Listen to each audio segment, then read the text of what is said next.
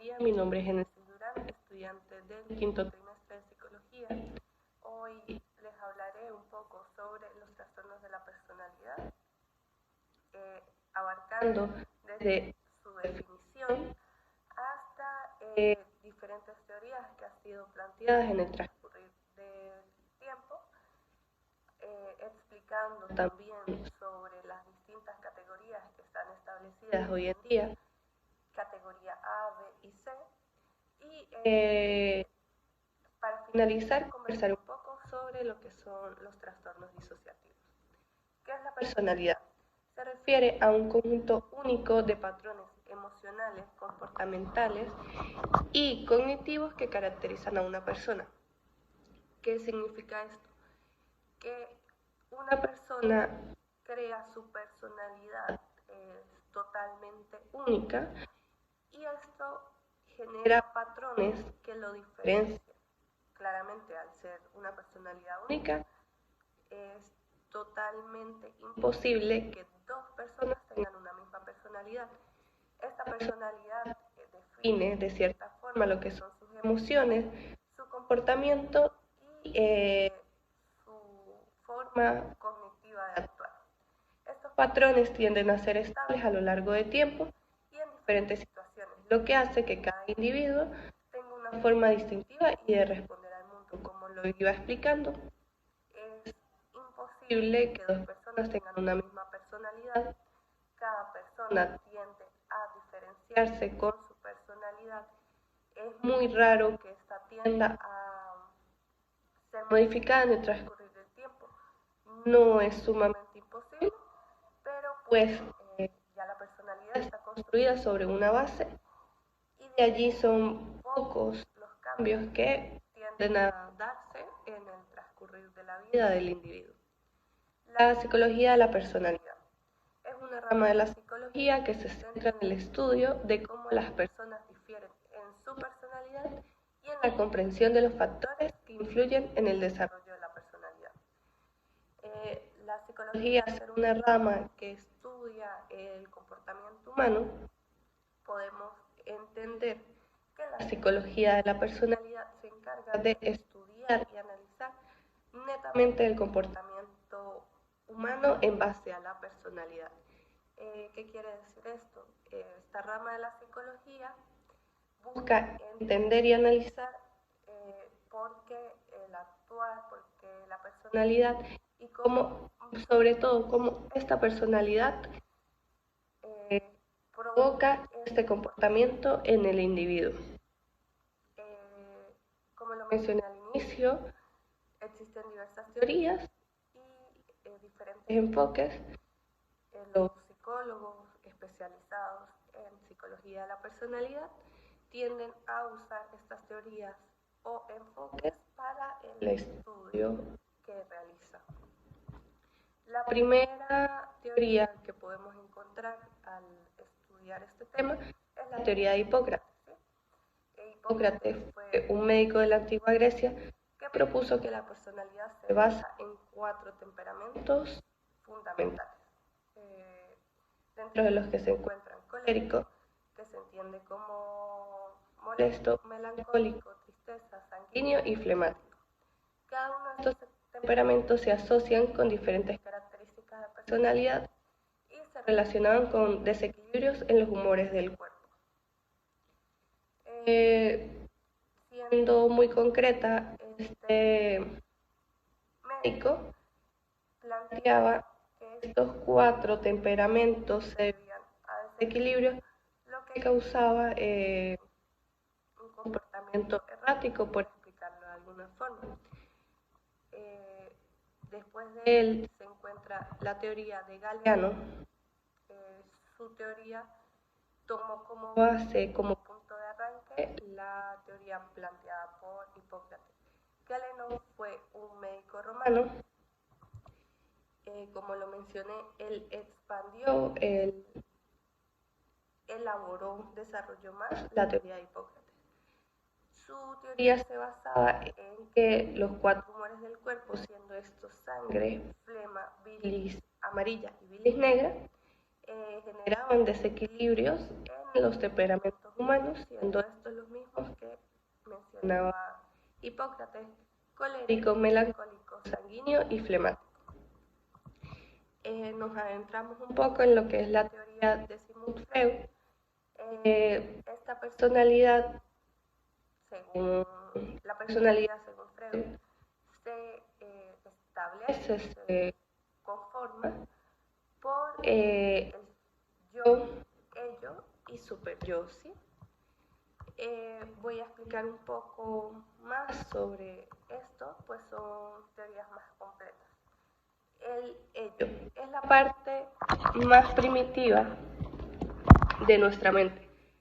Es como el subconsciente, por explicarlo de alguna forma, representando las necesidades más básicas, siendo estas como el deseo, el hambre y la agresión. Estas son, según Freud, comportamientos que no pueden ser controlados porque son necesidades muy básicas, siendo estas impulsadas, siendo estas causadas por el deseo del placer, buscando satisfacer estas necesidades sin preocuparse o tomar en cuenta lo que son las normas sociales o las consecuencias de esto, siendo una teoría un poco fuerte porque siempre el ser humano tiene un raciocinio que controla algunos impulsos. Hay que saber diferenciar impulsividad a cero raciocinio. El yo es la parte de la mente que actúa como intermediario entre el ello y el mundo exterior. ¿Qué sería esto que mencionaba de razonar? Se desarrolla para equilibrar las demandas del ello con la realidad y las normas sociales. Es el control. El yo establece ciertos frenos, ciertos límites, donde él mismo te indica: esto no está correcto, estamos rompiendo las normas sociales, estamos causando un posible daño o nos puede generar un posible daño. Nos presenta más lo que son las consecuencias que podemos enfrentar al actuar por impulsividad, por placer, por estas necesidades básicas. Y el super yo es la parte moral de la mente. Representa las normas y valores que hemos internalizado a lo largo de nuestra vida. Generalmente las recibimos mediante lo que es la educación y socialización. El super yo guía nuestro comportamiento según lo que se considera correcto o incorrecto desde una perspectiva moral. El super yo no implica un raciocinio propio, por explicarlo de alguna forma, sino en base a lo que el exterior nos ha enseñado.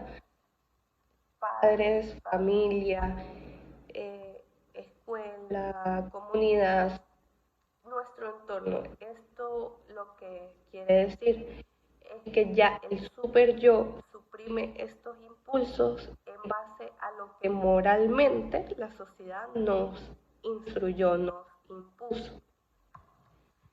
Es un poco más complejo de explicar, pero básicamente va por allí. La tipología de Erskine propuso una tipología de personalidad que relacionaba los tipos físicos con la personalidad. Su teoría sugiere que existen tres tipos básicos, que son pícnico, atlético y leptosómico, y que cada tipo está asociado con ciertas características de personalidad. Como primero, para explicar qué es un ser pícnico, según Ernest, son aquellas personas que se caracterizan por ser cortas y robustas. Asoció este tipo de constitución con lo que es la sociabilidad, la motilidad y la tendencia a la manía. Llegó a plantear, a considerar que estas personas eran las más propensas a lo que es la esquizofrenia hipomaníaca. Leptosomático, tienen una constitución delgada, son personas delgadas y altas. Asoció este tipo de personalidad de su forma actual con lo que es la introspección, la seriedad y la tendencia a la esquizofrenia. Al contrario de las personas pícnicas, estos consideraban que era más propenso a lo que es la esquizofrenia esquizotímica. Y el atlético son personas musculosas, como se da a entender, son personas proporcionales y consideraban que para ser una persona sana mentalmente habría que ser alguien atlético. Ahora, ¿qué es un trastorno de la personalidad? Se considera como una afección mental caracterizada por patrones de comportamiento, pensamiento y emociones que se desvían significativamente de los que son las expectativas culturales y sociales.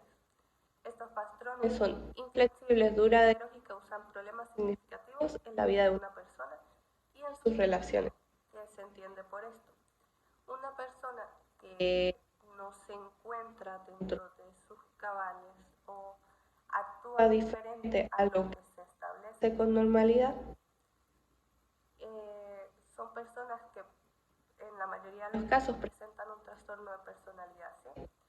Esto puede darse por diversos factores, pero si altera esta afección mental, altera lo que es el comportamiento, pensamiento y emociones.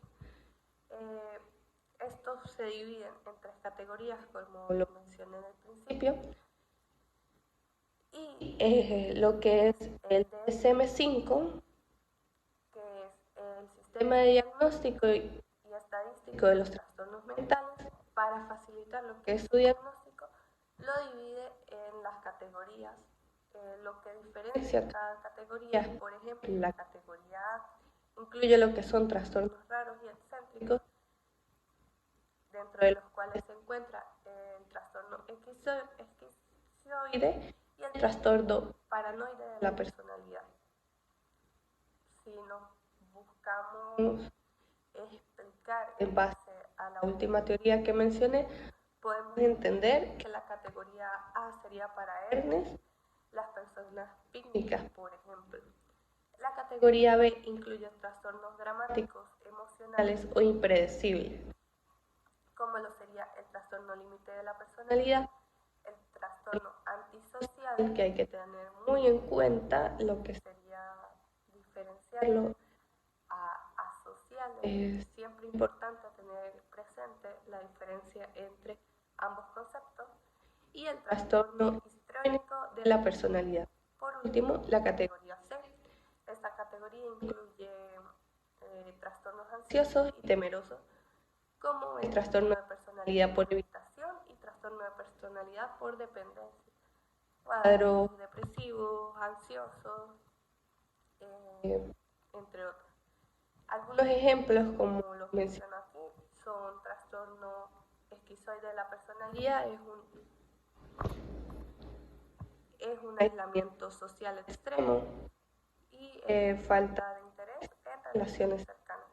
El paranoide de la personalidad es una desconfianza excesiva, son personas que tienden a pensar, sienten que hay algo persiguiéndolos, hay algo que quiere atacarlos, siempre se sienten en una zona de peligro.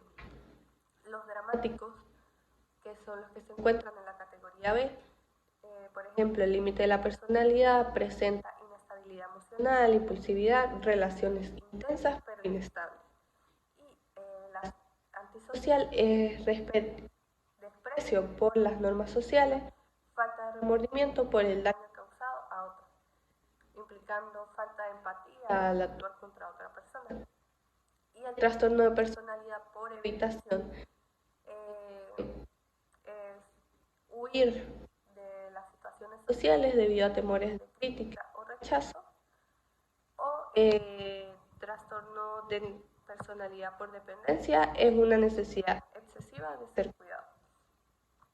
Algunos ejemplos de comportamientos sociales de cada trastorno de la personalidad, como lo mencioné hace un rato: evitar actividades sociales, relaciones turbulentas, temor a la crítica, violación de normas sociales, comportamiento delictivo, que esta es la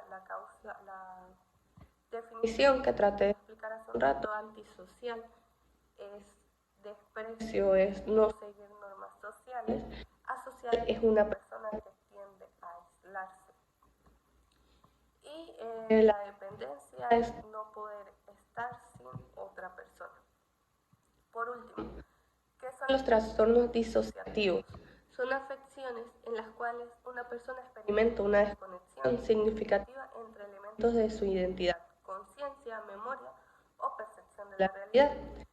Uno de los ejemplos más significativos, más exactos, es el trastorno de identidad disociativo, anteriormente conocido como trastorno de personalidad múltiple, donde una persona genera diversas identidades o personalidades que pueden aparecer de forma intercambiante.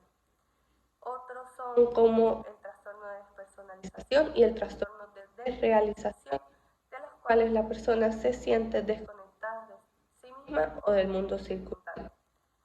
Un ejemplo para no ser tan teórico, sino llevarlo más a situaciones con las que nos podamos sentir identificados, es el caso de la película Fragmentado, donde por abusos que se presentaron en la infancia mayormente, el individuo tiende a generar diversas personalidades totalmente opuestas una a la otra. En esta película, tomándola como ejemplo, el individuo creó 24 personalidades, desde niños hasta mujeres, y un ser supremo que pues claramente ya esto cae en la ficción, pero esta película tomó como base un caso muy conocido. Esto es todo lo que tenía que hablar con respecto a esta exposición. Espero haya sido de su agrado y se haya dado a entender